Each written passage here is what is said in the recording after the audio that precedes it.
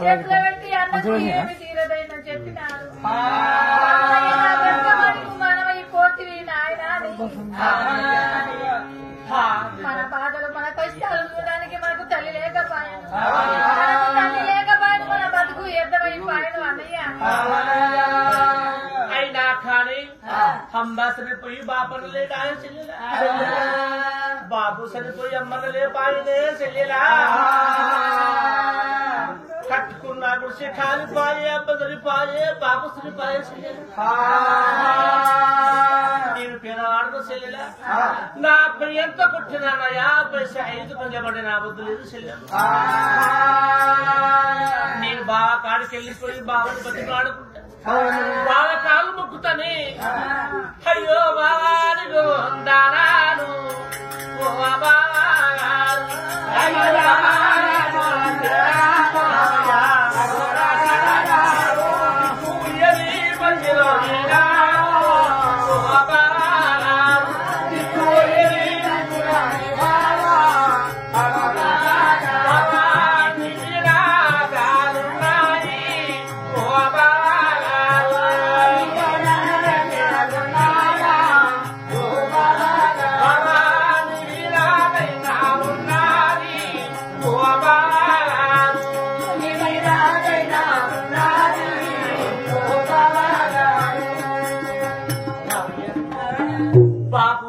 బావా తల్లి నువ్వే బావా తండ్రి నువ్వే తీరా దైవం నువ్వే బావా అదిగో అమ్మ జరిపినది మా బాబు జరిపినడు బావా కట్టుకున్న కమ్మాలు చూసే కాలి కూలిపోయింది బావయ్య మరి అమ్మను బాబుని దావ చేద్దామంటే నా వద్ద డబ్బు లేదు బావా నీ కాలు ముక్త బావా నీ బాధ నీ కాలు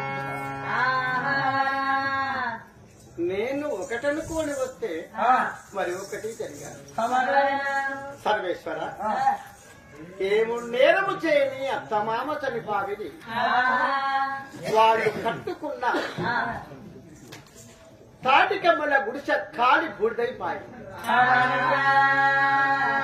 ఏడ్చేటి భామార్తిని ఓదార్చి భార్యను ఓదార్చి ఆ రోజున నేనే కాపులార కరణాలు విలువలు ఏపలు జల్లు దాతలు రండి పేదవారైనా మీ ఊరికి వెనుక రాజు కదా మీ అంత కులస్తుడే కదా నేనున్నాను రండి కొన్ని లక్షల డబ్బులైనా ఖర్చు చేస్తాను అత్తమామను వాడగట్టి పాడగట్టి అస్సలు పన్నీరుతో వేరు వేరు దంగములు చప్పట్లు తాళాలతో కడముగా దానం చేద్దాం రండి ప్రజలతో చెప్పంగందరూ వచ్చారు నువ్వు భయపడబోయని చెప్పి అత్తమామని జోడు పాటలు కట్టి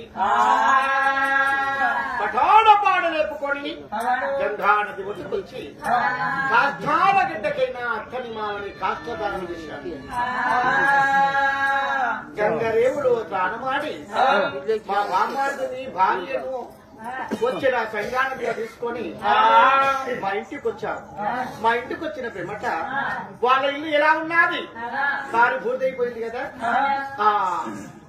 పూర్తిగా తలములో కాకుంటూ తలొక్క వాసము తలొక్క బట్ట తీసి చక్కటి ఒక పందిరి వేశారు 16 గుంజల పందిరి కింద 3 వద్దుల పిట్ట పెట్టాము 5 వద్దుల పిట్టకు పెట్టాము 9 రోజుల సౌరపలు జరిపించాను 11 రోజుల దినవారం చేసి ఆ తమామ పేరు మీద మరి అన్నదానము ఆవుదానము గోదానం చేసి కథలు పురండములు చెప్పించాను కర్మములు తొలగిపోయినాయి ఇప్పుడే బామ్మాతో ఒక మాటని అడిగి దీవెన తీసుకొని నేను అమెరికా నగరానికి వెళ్ళిపోతాను మహారాజా నేను వచ్చి నీ లగ్గము కొరకది పెళ్లి చేశాను సావు కూడా చూశాను సావు కట్టం పొట్టెత్తించాను వీడికి నెల మాత్రం కూడా అయినాది నా రాజ్యములు ప్రజలంతా అల్లాడుతున్నారు పోయి వచ్చేదాను రాజా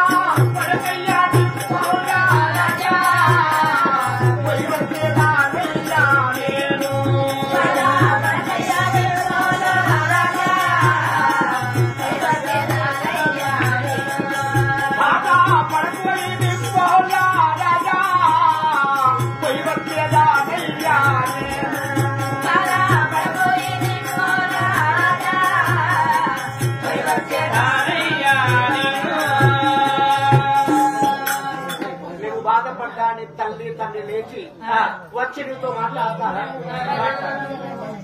నేను వెళుతున్నాను. జాగ్రత్త. మరి బాబయ్య ఒక్క మాట బాబయ్య, ఏమి మాట? నీతో చెప్పటానికే నాకు భయముగా ఉంది బాబయ్య. ఏమంటే బాబయ్య, నువ్వు ఇలా చేతి పైకి పెట్టి నాకు పెళ్లి చేశావు, కమలావంతి పెళ్లి చేశావు బాబయ్య. కమలవతి వచ్చిన పేపట ఇల్లు కాలిపాయే, బాబు చనిపాయి, అబ్బ చనిపాయే బాబా. మరి పందిరి కింద మేము ఇట్లా ఉంటున్నావు బాబయ్య. మరి ఒక్క మాట బాబా బాధపడుతుంది. ఏమి మాట?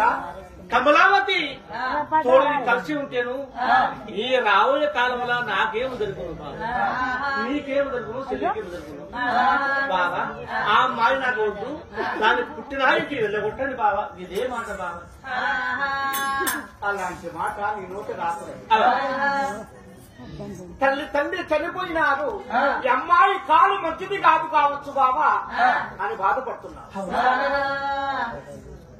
నువ్వు అడిగిన తొలిసారిగా ఏ ఇంటికి వెళ్ళలేదు, కళ్యాణం చేసుకోలేదు, ఆమె ఇంటికి వెళ్ళి ఆమె మెడలో తాళ వేశావు. తొలి బొట్టు తొలికి నేలపై పడినాక మరి బొట్టుకు మన్నుగతి అంటారు బాబా. ఎన్ని రోజులున్నా ఒక రోజు మరణము తప్పదు. అది నీకైనా సరే, అది నాకైనా సరే, మన బంధు మిత్రులకైనా సరే. పుట్టిందే సాగు కొరకు. దేవుడు ఎన్ని రోజులు వనగా, ఎన్ని ఏళ్ళు వనగా భూమి మీద ఉంచుతాడు. మనకు వనగా కరుణాని కష్టాలు వచ్చినా, తలమయ్య గడ్డ వచ్చినా, ఇతరుల చేతిలో మరణము కాదు, ఆ దేవుడే దిగి రావాలి, మన ప్రాణాలు తీసుకుపోయి వెళ్ళిపోవాలి. బాధపడకు. ఈ అమ్మాయితో ఈ 16 గుంజల పద్ధతి కింద మీ తల్లి మీ తండ్రి ఎలా బతికారు, మీరు అలాగనే బతకండి. మీరు పెద్దలు బాబా, మీరు చెప్పిన మాట జవదాంతరా నీ మూలమారాదు. చెల్లె కాలు మొక్కి, బావ కాలు మొక్కి ఇక సేభాగా వెళ్ళిపోయి లాభంగా అమెరికా గురువులు అందంగా కలిసిమెలిసి ఉండడు బావయ్య. చెల్లెమ్మా, అప్పుడు బాణావతిని వెంట తీసుకొని బాధపడకమ్మా బాణావతి మాదేవి. రథములో కూకుండి రథమైన తల్లులారా రాయవంతారా, రథమైన తల్లులారా రాయవంతారా,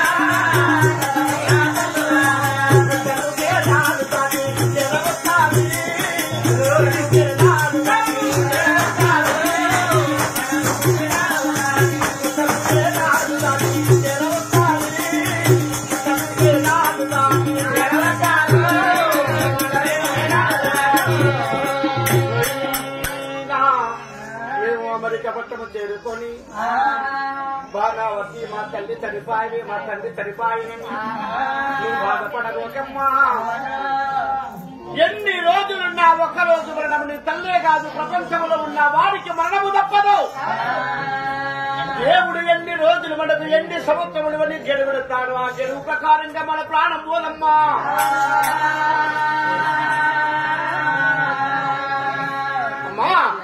రాత్రి కూడా ఒకటి మీ కోడలకు దినదైనం చెప్పుతూ ఇంటిలో అంధముగా ఉండండి. దాని వెనుక భార్యకు దినదైనములు చెప్పి, తల్లికి దినదైనములు చెప్పి, అమ్ముడు ప్రాణముడి చేత బట్టి తనకు బలికిటము ధరించి పైన పూజలములు ధరించి